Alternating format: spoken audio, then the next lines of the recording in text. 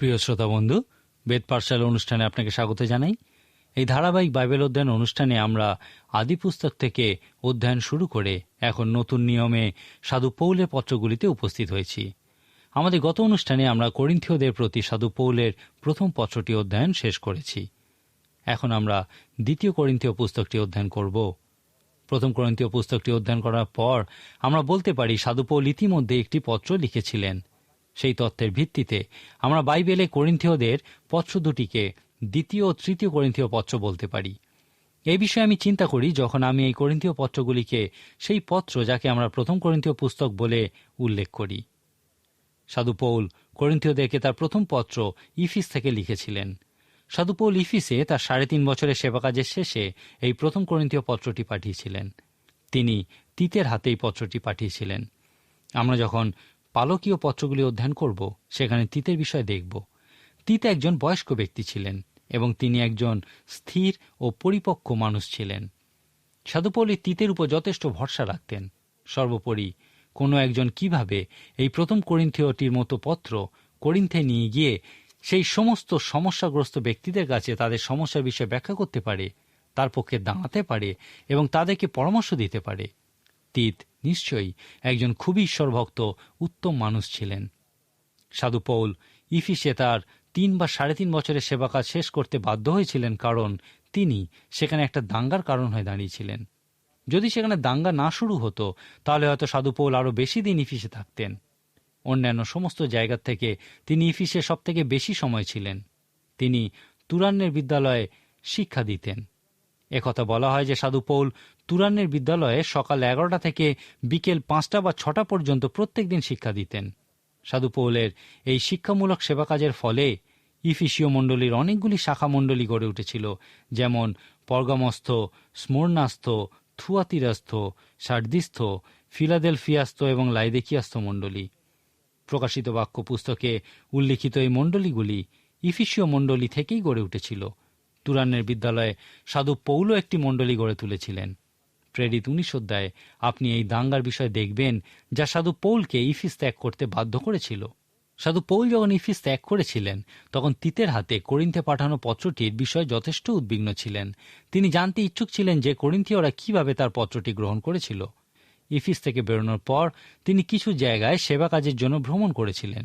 তিনি ত্রোয়াতে তিতের জন্য অনেকদিন অপেক্ষা করেছিলেন, কিন্তু তারপর তিনি তিতকে ফিলিপিতে তার সঙ্গে দেখা করার খবর পাঠিয়েছিলেন। এই ফিলিপি ছিল সাধু পৌলের খুবই পছন্দের মণ্ডলী। এই ফিলিপীয় বিশ্বাসীরাই সাধু পৌলকে সাহায্য করতেন যখন তিনি করিন্থ এবং ইফিস ও থিসলোনিকিয়ের মতো জায়গায় সেবা কাজ করেছিলেন। অতএব তিনি যখন ফিলিপিতে যেতেন মনে হতো যেন তিনি নিজের বাড়িতে গেছেন। সাধু পৌল একটু সমস্যার মধ্যে পড়েছিলেন এবং সেই জন্যই তিনি ফিলিপীয় মণ্ডলীর মতো কোনো মণ্ডলীর কাছ থেকে সাহায্যের আশা করছিলেন। এই ফিলিপিতেই তিত সাধু পৌলের সঙ্গে দেখা করে তাকে বলেছিলেন যে কিভাবে তার পত্র করিন্থে প্রভাব বিস্তার করেছিল। বেশিরভাগ খবরই উত্তম ছিল। তিত বলেছিলেন যে তাকে করিন্থিয়ারা যথেষ্ট সমাদর করেছে এবং পত্রটিতে সাধু পৌল তাদেরকে যা যা করতে বলেছিলেন তারা সেই মতো সবকিছুই করেছিলেন। ইহা প্রকৃতই সুসংবাদ ছিল। কিন্তু তিত তাকে কিছু মন্দ খবরও দিয়েছিলেন যে করিন্থে কিছু মানুষ তার শিক্ষা পছন্দ করেনি।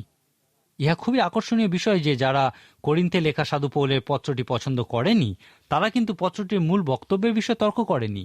আমার মনে হয় এই প্রথম করিন্থীয় পত্রটিতে সাধু পৌল যে যুক্তি দেখিয়েছেন তা খণ্ডন করা অসম্ভব। তারা এই পত্রে বর্ণিত যুক্তি খণ্ডন করতে পারেনি, কারণ তা অনুপ্রাণিত ছিল। সেই জন্যেই তারা অন্য একটি বিষয়কে আক্রমণ করেছিল। তারা সাধু পৌলকেই আক্রমণ করেছিল। কোনো একজন বলেছিলেন, ঈশ্বর যখন সাধু পৌলকে তৈরি করেছিলেন তখন তার দেহ তৈরি করবার সময় প্রয়োজনীয় উপাদানের অভাব হয়েছিল। সমস্ত কিছু সহ্য করার পর সাধু পৌল প্রচণ্ড প্রহারিত হয়েছিলেন এবং তার চোখে একটা সমস্যা হয়েছিল। ইহা খুবই নিশ্চিত যে সাধু পৌল চোখে ভালো দেখতে পেতেন না। করিন্থিয়ারা বলেছিল যে সাধু পৌল শারীরিকভাবে প্রচণ্ড দুর্বল ছিলেন, কিন্তু তার পত্রগুলি ছিল খুবই সবল। এই সমস্ত জটিল বিষয়গুলি তার পত্রে লিখে অন্য কাউকে দিয়ে তা প্রেরণ করানোর সাহস সাধু পৌলের ছিল।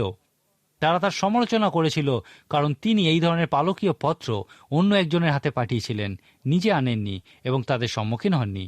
তারা উপহাস করে সাধু পৌলকে বলেছিল যে মনুষ্য বাগ্মিতার মান অনুযায়ী তিনি খুবই নিম্নমানের বক্তা। সাধু পৌল যখন এই দুঃসংবাদ শুনেছিলেন তখন তিনি আরেকটি অনবদ্য পত্র লিখেছিলেন। সাধু পৌল করিন্থীয়দের প্রতি তার প্রথম পত্রটি সেখানে তার অনুগামীদের উদ্দেশ্যে লিখেছিলেন, যারা তার অনুসরণ করতে পছন্দ করতেন।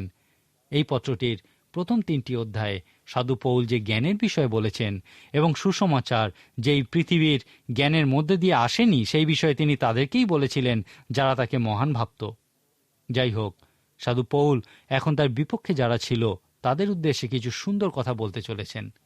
তীত সাধু পৌলকে বলেছিলেন যে করিন্থে তার বিপক্ষে যারা ছিল তারা প্রেরিত রূপে সাধু পৌলের যোগ্যতা নিয়ে সন্দেহ প্রকাশ করেছিল। তারা চিন্তা করত যে নিজেকে প্রেরিত বা শিষ্য বলার কোনো অধিকার সাধু পৌলের নেই। প্রেরিত পুস্তকের প্রথম অধ্যায়ে শিষ্য হওয়ার জন্য যে মানের কথা বলা হয়েছে তা তারা জানত। সেই মান অনুযায়ী একজন শিষ্য তাকেই বলা যেতে পারে যিনি যীশুখ্রিস্টের বাপ্তিস্ম থেকে স্বর্গারোহণ পর্যন্ত তার সঙ্গে ছিলেন। সাধু পৌল যীশুখ্রিস্টের সঙ্গে ছিলেন না, সেই জন্য করিন্থীয়রা সাধু পৌলকে বলেছিল, নিজেকে প্রেরিত বা শিষ্য রূপে দাবি করার কোনো অধিকার তোমার নেই। অতএব 2 করিন্থীয় পুস্তকের মূল বিষয়রূপে আমরা দেখি একজন সেবাকারীর যোগ্যতার বিষয়। এই চমৎকার পত্রটির প্রথম 6টি অধ্যায়ে আমরা একজন সেবাকারীর কিরূপ হওয়া উচিত সেই বিষয়ে চমৎকার বিবরণ দেখতে পাই। যাই হোক, সাধু পৌল এখানে শুধুমাত্র পালকদের বিষয়ে বলেননি, কিন্তু পালকদেরকে যারা সাহায্য করে তাদের সেবা কাজের উদ্দেশ্যেও বলেছেন। পালকদের অভিষেক অনুষ্ঠানে প্রায়শই এই 2 করিন্থীয় পত্রটি থেকেই পাঠ করা হয়, কারণ এখানেই সেই মহান বিষয় পাওয়া যায় যা সেই নতুন সেবাকারীদের সেবা কাজের ক্ষেত্রে প্রকৃত উৎসাহিত করে।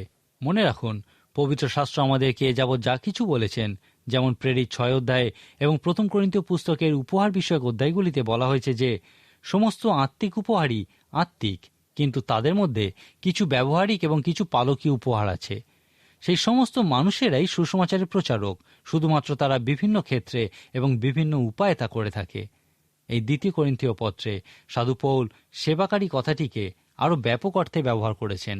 ইফিসীয়দের প্রতি পত্রে সাধু পৌল আমাদেরকে কেন রবিবার উপাসনায় যাওয়া উচিত সেই বিষয়ে বলেছেন, বা তিনি বলেছেন মণ্ডলী যখন মিলিত হয় তখন প্রত্যেকবার তাদের মূল লক্ষ্য কী হওয়া উচিত। সাধু পৌলের মত অনুযায়ী ঈশ্বর মণ্ডলীতে কিছু নির্দিষ্ট উপহার সমৃদ্ধ মানুষ দিয়েছেন, যেমন পালক, শিক্ষক। আজকের দিনে আমরা পরামর্শদান শব্দটার উপর জোর দিয়ে থাকি। সুতরাং একজন পালকের পরামর্শদানকারী হওয়া উচিত। তিনি একজন পরামর্শদানকারী যিনি শিক্ষাও দেন। এখন ইফিসীয় 4 অধ্যায়ে সাধু পৌল বলছেন যে ঈশ্বর মণ্ডলীতে ওই মতো মানুষ দিয়েছেন এবং যখনই তারা মণ্ডলীতে প্রচার করবে তাদের মূল লক্ষ্য হওয়া উচিত এই শিক্ষা দেওয়া, সেবা কাজের জন্য সাধুদের সংশোধন।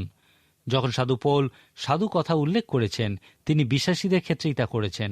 সাধু পৌলের মত অনুযায়ী প্রত্যেক বিশ্বাসী সাধু, তারা পবিত্রীকৃত, যাদেরকে সাধু বলা যায়। সাধু পৌল 1 করিন্থীয় পত্রটি এই মতো লোকেদের উদ্দেশ্যেই লিখেছেন।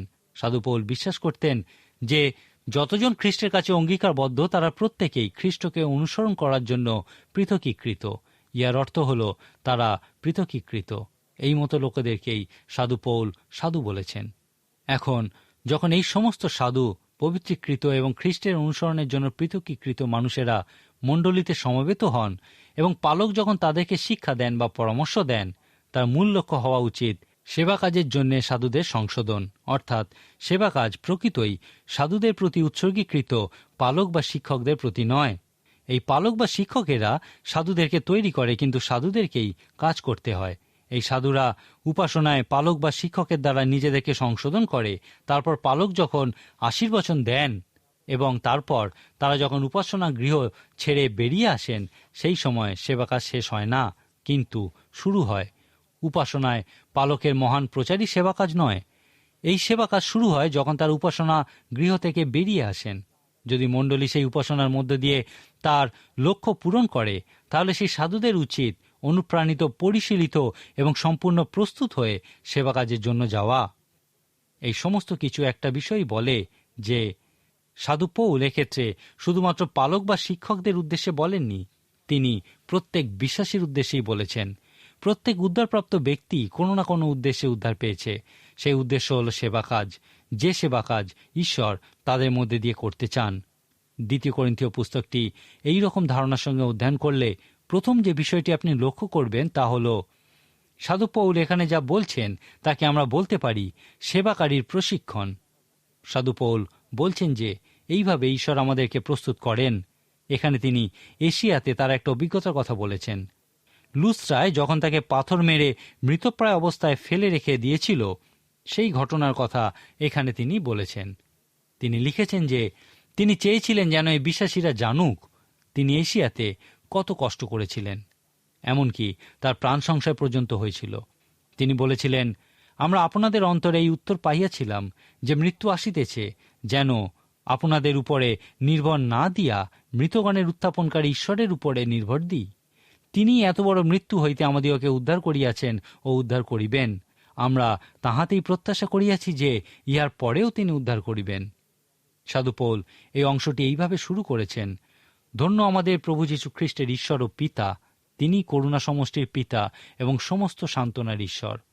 তিনি আমাদের সমস্ত ক্লেশের মধ্যে আমাদিগকে সান্ত্বনা করেন, যেন আমরা নিজে ঈশ্বর দত্ত যে সান্ত্বনায় সান্ত্বনাপ্রাপ্ত হই, সেই সান্ত্বনা দ্বারা সমস্ত ক্লেশের পাত্রদিগকে সান্ত্বনা করিতে পারি। সাধু পৌল বলছেন যে অনেক সময় আমরা এমনভাবে কষ্ট পাই যখন একমাত্র ঈশ্বরই আমাদের সান্ত্বনা দান করতে পারেন। উদাহরণস্বরূপ, আমরা একজন বিখ্যাত ব্যক্তির বিষয়ে দেখি যিনি 4 বছর একটি অন্ধকার গুহায় বন্দী জীবন কাটিয়েছিলেন, যেখানে তার সঙ্গে কোনো মানুষের সাক্ষাৎ হতো না। চিন্তা করুন, সেখানে তাকে কে সান্ত্বনা দিতে পারে? একমাত্র ঈশ্বরই পারেন। সেই ব্যক্তি 4 বছর বন্দী জীবন কাটানোর পর যখন স্বাধীন হয়েছিলেন, তখন সেই অভিজ্ঞতার জন্য ঈশ্বরের ধন্যবাদ দিয়েছিলেন, কারণ এখানেই তিনি সে মহান সত্য আবিষ্কার করেছিলেন যে ঈশ্বর আছেন এবং তিনি সান্ত্বনা দিতে পারেন। সাধু পৌলের মত অনুযায়ী ঈশ্বর মাঝে মাঝে আমাদেরকে এইরকম পরিস্থিতির মধ্যে দিয়ে চালনা দেন যেন আমরা তাঁর নিকটবর্তী হতে পারি এবং সেই সত্য আবিষ্কার করি যে ঈশ্বর সেখানে আছেন এবং তিনি সমস্ত সান্ত্বনার উৎস। এখন প্রশ্ন হলো, আপনি কি অভিজ্ঞতার দ্বারা আবিষ্কার করেছেন যে ঈশ্বর আছেন? আপনি কি আবিষ্কার করেছেন যে ঈশ্বর স্বয়ং আপনাকে সান্ত্বনা দিতে পারেন? আপনাকে সেই ব্যক্তির মতো কঠিন অভিজ্ঞতা অর্জন করা পর্যন্ত অপেক্ষা করতে হবে না। এখনই ঈশ্বরের কাছে যাচনা করুন যেন তিনি নিজেকে আপনার কাছে প্রকাশ করেন। প্রকৃত বিশ্বাসে প্রার্থনার মধ্যে দিয়ে তার কাছে পৌঁছান এবং তাকে স্পর্শ করুন। তিনি পরম ভালোবাসায় নিজেকে আপনার কাছে প্রকাশ করবেন। অনেকে বলেন, একজন সুসমাচার প্রচারক হলো একজন ভিখারি যে অন্য একজন ভিখারিকে বলছে যে কোথায় খাদ্য পাওয়া যাবে। 2 করিন্থীয় পত্রটির শুরুতেই সাধু পৌল বলছেন যে একজন সান্ত্বনা দানকারী সেবাকারী হলো একটি দুর্দশাগ্রস্ত হৃদয় অন্য একটি দুর্দশাগ্রস্ত হৃদয়কে বলছে কোথায় সান্ত্বনা পাওয়া যাবে। এখন সাধু পৌল আরেকটি কারণের কথা বলেছেন যে কেন ঈশ্বর তাঁর লোকেদেরকে কষ্ট সহ্য করার অনুমতি দেন। তারপর ঈশ্বর আমাদেরকে সান্ত্বনা দেওয়ার পর আমাদের জীবন সেই মানুষের জীবনে প্রভাব ফেলে যারা আমাদের মতোই একই কষ্ট সহ্য করার অভিজ্ঞতা লাভ করেছে। এখন যখন ইহা সম্পন্ন হয়, তখন কোন বিষয়টা আমাদেরকে সান্ত্বনা দানকারী সেবাকারীতে পরিণত করে?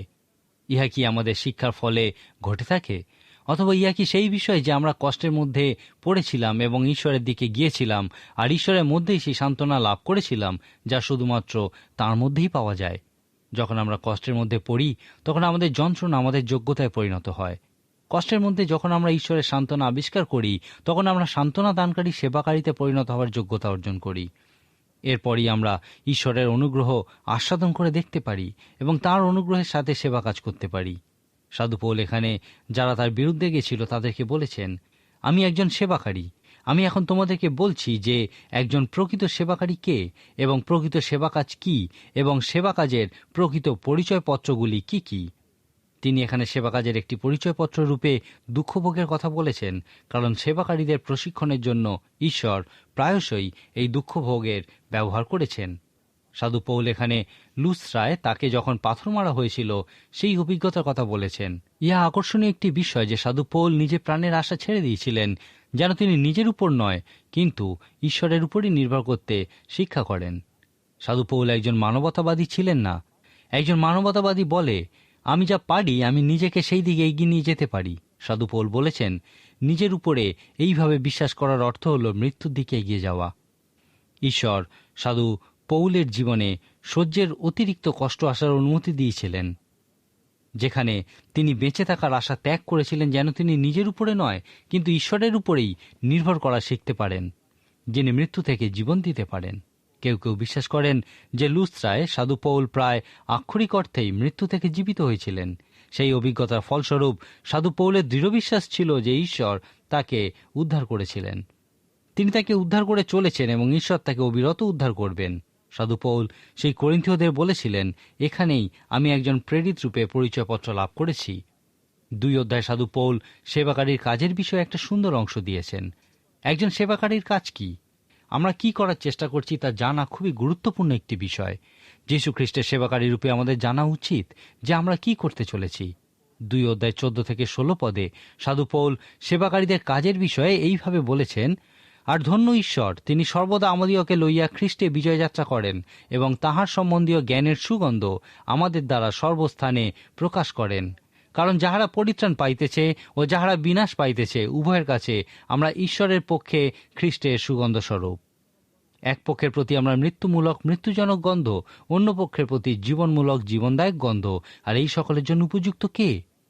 এই অধ্যায় সাধু পৌল আমাদেরকে বলছেন যে যখন আমরা কষ্ট পাই এবং আত্মার ফল আমাদেরকে নিংড়ে বেরিয়ে আসে, যেমন কোনো ফুলকে নিংড়ে তার থেকে সুগন্ধ বার করে নেওয়া হয়, তখন আমরা দুইভাবে খ্রিস্টের সৌগন্ধ প্রকাশ করি। ইহা একটি খুবই ভয়ঙ্কর উপমা। প্রথমত, যখন মানুষ আপনার জীবন থেকে বেরিয়ে আসা খ্রিস্টের সৌগন্ধ অনুভব করবে এবং ইহা তাদেরকে খ্রিস্টের দিকে নিয়ে যাবে এবং পরিত্রাণ সাধন করবে, তখন আপনাকে তাদের কাছে জীবনের সৌগন্ধ স্বরূপ হতে হবে, যা তাদেরকে জীবনের দিকে নিয়ে যাবে। যাই হোক, ধরুন মানুষ খ্রিস্টের সৌগন্ধ অনুভব করল, যা কষ্ট সহ্য করার সময় আপনার জীবনের মধ্যে দিয়ে প্রকাশ পেয়েছে, এবং যদি তারা সেই সৌগন্ধ প্রত্যাখ্যান করে, তখন তাদের কাছে আপনি মৃত্যুদায়ক সৌগন্ধে পরিণত হবেন, যা তাদেরকে মৃত্যুর দিকে এগিয়ে নিয়ে যাবে। কারণ আপনি ঈশ্বরের সামনে দাঁড়িয়ে একদিন তাদের এই কথা বলা অসম্ভব করে দিয়েছেন যে, আমি জানতাম না, আমি কখনো শুনিনি। অন্যভাবে বলা যায়, সাধু পৌল বলেছিলেন, যীশু খ্রিস্টের সেবাকারী রূপে যদি এই পৃথিবীতে আপনি খ্রিস্টের সৌগন্ধ প্রকাশ করেন, তাহলে কিছু মানুষকে আপনি অনন্ত মৃত্যুর জন্য দোষারোপ করছেন এবং কিছু মানুষকে অনন্ত জীবনের দিকে এগিয়ে নিয়ে যাচ্ছেন। এই জন্য সাধু পৌল বলেছেন, এই সকলের জন্য উপযুক্ত কে? পরের অধ্যায়ে সাধু পৌল তার প্রশ্নের উত্তর দিয়েছেন। তিনি লিখছেন, আমরা যে আপনারাই কিছুর মীমাংসা করিতে নিজ গুণে উপযুক্ত তাহা নয়, কিন্তু আমাদের উপযোগিতা ঈশ্বর হইতে উৎপন্ন। 2 করিন্থীয় 5 অধ্যায়ে সাধু পৌল সেবাকারীর কাজের বিষয়ে আরও একটি খুব সুন্দর বর্ণনা দিয়েছেন। এই 5 অধ্যায়ে সাধু পৌল তার বিরুদ্ধে যে দোষারোপ করা হয়েছিল যে তিনি পাগল, তার বিপক্ষে নিজের পক্ষ সমর্থন করেছেন। করিন্থের কিছু মানুষ সাধু পৌলের বিপক্ষে এই দোষারোপ করেছিল। ইহা সত্য ছিল, কারণ তারা যা দোষারোপ করেছিল আক্ষরিক অর্থে গ্রিক ভাষা তার অর্থ হল একই কেন্দ্রীভূত নয় এমন। তারা সাধু পৌলকে দোষারোপ করে বলেছিল, পৌল, তোমার জীবনের কেন্দ্রস্থল অন্যদের থেকে আলাদা। তারা এই কথার মধ্যে দিয়ে যা বলতে চেয়েছিল তা হল, আমাদের প্রত্যেকের জীবনের একটা কেন্দ্রস্থল আছে, যাকে কেন্দ্র করে আমাদের জীবন চলছে। পৌল, তোমার জীবনের কেন্দ্রস্থল আমাদের থেকে আলাদা। এখন তাদের জীবনের কেন্দ্রস্থলে তারা নিজেদেরকে রেখেছিল। তাদের ধারণা ছিল যে তারা নিজেরাই সবকিছু করতে পারে। তাদের জীবনের কেন্দ্রস্থলে এই ধারণাই ছিল। তারা ছিল সম্পূর্ণ অহমিকায় পূর্ণ মানুষ। তারা সমস্ত কিছু নিজেদের জন্যই করত। অহম তাদের জীবনের কেন্দ্রস্থলে ছিল। সাধু পৌল এই 2 করিন্থীয় পত্রে তাদের সঙ্গে একমত হয়েছিলেন। তিনি বলেছেন, হ্যাঁ, আমার জীবনের কেন্দ্রস্থল আলাদা। আমার জীবনের কেন্দ্রস্থলে যীশু খ্রিস্ট আছেন। যীশু খ্রিস্টকে কেন্দ্র করেই আমার জীবন চলছে। সাধু পৌল তাদের অভিযোগ স্বীকার করেছিলেন। সাধু পৌলের আত্মপক্ষ সমর্থনের মধ্যে দিয়ে আমরা সেবাকারীর কাজের বিষয়ে আরেকটি মহান উক্তি দেখতে পাই। এই বিষয়টাকে সংক্ষেপে এইভাবে প্রকাশ করা যায়। সাধু পৌল বলেছিলেন, যদি তোমাদের মনে হয় আমার জীবনের কেন্দ্রস্থল আলাদা, তাহলে এই বিষয়গুলি দেখো যে আমার কিছু নিশ্চিত বিষয় আছে এবং আমি সেগুলিকে নিশ্চিত রূপেই বিশ্বাস করি। প্রথমত, আমি বিশ্বাস করি সকলের জন্য একজন মৃত্যুবরণ করেছেন। দ্বিতীয়ত, আমি বিশ্বাস করি প্রত্যেকেই হারিয়ে গেছে। তৃতীয়ত, আমি বিশ্বাস করি প্রত্যেকেরই শোনা উচিত যীশুখ্রিস্ট সকলের জন্য, সমগ্র পৃথিবীর জন্য মৃত্যুবরণ করেছেন, অর্থাৎ সমগ্র পৃথিবীটাই হারিয়ে গেছে। যদি তারা হারিয়ে না যেত, তাহলে যীশুখ্রিস্ট সকলের জন্য মৃত্যুবরণ করতেন না। আমি আরও বিশ্বাস করি এই পৃথিবীর সমস্ত মানুষের এই সুসংবাদ বিশ্বাস করা উচিত যে যীশুখ্রিস্ট তাদের জন্য মৃত্যুবরণ করেছেন। অতএব আমি একজন পাগলের মতো জীবনযাপন করি। আমার জীবনের কেন্দ্রস্থল আলাদা। তোমরা যেভাবে জীবনযাপন করো আমি সেইভাবে করি না। জীবনের মান নির্ণয় করার পদ্ধতি তোমাদের থেকে আমার আলাদা, কারণ আমি এই 3টি আত্মিক নিশ্চিত বিষয়ে বিশ্বাস করি। এই প্রসঙ্গে সাধু পৌল আমাদের বলছেন যে তিনি সেবা কাজের জন্য এবং পুনর্মিলনের একটা উপদেশ প্রচারের জন্য উৎসর্গীকৃত ছিলেন। খ্রিস্টের প্রত্যেক সেবাকারীর ক্ষেত্রে ইহা খুবই সত্য। দ্বিতীয় করিন্থীয় 5:19-21 সাধু পৌল খুব সুন্দরভাবে এই বিষয়টা বর্ণনা করেছেন যে বস্তুত ঈশ্বর খ্রিস্টে আপনার সহিত জগতের সম্মিলন করাইয়া দিতেছিলেন, তাহাদের অপরাধ সকল তাহাদের বলিয়া গণনা করিলেন না, এবং সেই সম্মিলনের বার্তা আমাদিওকে সমর্পণ করিয়াছেন। এখানে সাধু পৌল যা বলছেন তা হল, আদিতে ঈশ্বর ও মানুষ একত্র ছিলেন, তারা এক ছিলেন, কিন্তু ঈশ্বর মানুষকে নির্বাচনের স্বাধীনতা দিয়েছিলেন। মানুষ ঈশ্বরের দিক থেকে ফিরে আসা পছন্দ করেছিল। এখন যখন ইহা সম্পন্ন হয়, ঈশ্বর সেই দিকে দেখতে পারেন না যাকে তিনি পাপ বলে মনে করেন। সেই জন্য তিনি মানুষের দিক থেকে ফিরে আসেন এবং ঈশ্বরের সঙ্গে মানুষের একটা বিচ্ছেদের সৃষ্টি হয়। বাইবেলে এই বুনিয়াদী সমস্যার কথাই বলা হয়েছে। সাধু পৌল তার নিশ্চিত বিষয়গুলি বর্ণনা করতে গিয়ে বলেছেন, আমি বিশ্বাস করি যখন যীশু খ্রিস্ট ক্রুশীয় মৃত্যুবরণ করেছিলেন তখন তিনি ইহা সম্ভব করেছিলেন যেন ঈশ্বর মানুষের দিকে ফেরেন এবং তাদের সঙ্গে পুনঃসম্পর্ক স্থাপন করেন। আমরা যারা খ্রিস্টের ক্রুশীয় মৃত্যুর মধ্যে দিয়ে ঈশ্বরের সঙ্গে পুনর্মিলিত হয়েছি, আমাদেরকে ঈশ্বরের সেবা কাজ এবং পুনর্মিলনের একটি বার্তা দিয়েছেন। আমাদেরকে এই পৃথিবীর মানুষদের কাছে যেতে হবে এবং বলতে হবে, তোমরা কি জানো না যে ঈশ্বর তোমাদের সঙ্গে পুনঃসম্পর্ক স্থাপন করেছেন? যীশু খ্রিস্ট যখন ক্রুশীয় মৃত্যুবরণ করেছিলেন, ঈশ্বর তখন তোমাদের সঙ্গে এই সম্পর্ক স্থাপন করেছেন। যীশু খ্রিস্টের ক্রুশীয় মৃত্যুর পর থেকেই ঈশ্বর তোমাদের অপরাধ সকল আর গণনা করেন না, কারণ তিনি যীশু খ্রিস্টের উপরে এই সমস্ত অপরাধ গণনা করেছিলেন। তোমরা কি ইহা বিশ্বাস করবে না এবং ঈশ্বরের সঙ্গে পুনর্মিলিত হবে না? এই সুন্দর অংশে সাধু পৌল সেবাকারীর কাজের বিষয়ে বলছেন যে সেবাকারী রূপে পুনর্মিলন করিয়ে দেওয়াই হলো আমাদের কাজ। আমাদেরকে সমস্ত জগতে মানুষদের কাছে যেতে হবে এবং বলতে হবে যে তোমাদের প্রত্যেকের জন্য একজন ক্রুশীয় মৃত্যুবরণ করেছিলেন, আর তার মৃত্যুর মধ্যে দিয়ে তিনি তোমাদেরকে ঈশ্বরের সঙ্গে পুনর্মিলিত করেছেন। তোমরা কি ইহা বিশ্বাস করে ঈশ্বরের সঙ্গে পুনর্মিলিত হবে? এখন যদি আপনি পুনর্মিলিত হয়ে থাকেন, তাহলে ঈশ্বর আপনাকে যে কাজ দিয়েছেন তা কি আপনি বুঝতে পারছেন? এই কাজ বোঝার জন্য আমাদেরকে অবশ্যই বুঝতে হবে যে খ্রিস্টের ক্রুশীয় মৃত্যুর মধ্যে দিয়ে পুনর্মিলিত হওয়া প্রত্যেকজন আর নিজের জন্য জীবিত থাকে না, কিন্তু সেই একজনের জন্যই জীবিত থাকে যিনি ঈশ্বরের সঙ্গে তাদের পুনর্মিলন সম্পন্ন করেছেন। একজন প্রচারককে একবার একজন সৈনিক বলেছিল যে সে যখন কোনো একটি যুদ্ধে ছিল সেই সময় একদিন যুদ্ধক্ষেত্রে সে আহত হয়। তার মতো আরও অনেকে আহত অবস্থায় সেখানে পড়েছিল। সেই সময় একজন প্রচারক সেই সমস্ত মৃত্যুপথযাত্রীর লোকেদের কানে কানে কিছু বলেছিল, আর সেও আশা করছিল যে সেই প্রচারক তাকেও কিছু বলবেন, কিন্তু তার কাছে পৌঁছানোর আগেই সেই প্রচারক গুলিবিদ্ধ হয়ে মারা যান। এখন সেই ব্যক্তি সেই প্রচারককে জিজ্ঞাসা করেছিল, আপনি কি আমাকে বলতে পারেন সেই ব্যক্তি সকলকে কি বলছিলেন? সুসমাচার প্রচার করার এই সুন্দর সুযোগ তিনি হাতছাড়া করেননি। আমার বিশ্বাস যুদ্ধক্ষেত্রে সেই প্রচারকের কাছে মৃত্যুপথযাত্রী সেই সৈনিকদের জন্য একটা বার্তা ছিল। শুধুমাত্র মৃত্যুপথযাত্রী নয়, কিন্তু জীবিত মানুষদের ক্ষেত্রেও সেই বার্তা খুবই প্রযোজ্য যে ঈশ্বরের সঙ্গে পুনর্মিলিত হও। ঈশ্বর ইতিমধ্যেই তোমার সঙ্গে পুনর্মিলিত হয়েছেন। সাধু পৌলের মত অনুযায়ী ইহাই হলো একজন সেবাকারীর কাজ। এই সেবা কাজ এবং এই বার্তার প্রতি আমরা উৎসর্গীকৃত। হারিয়ে যাওয়া মানুষদের কাছে আপনি যখন জীবন সাক্ষ্যের মধ্যে দিয়ে এই বার্তা প্রচার করেন, তখন আপনি তাদের কাছে জীবনদায়ক সুগন্ধ বা মৃত্যুদায়ক সুগন্ধে পরিণত হন।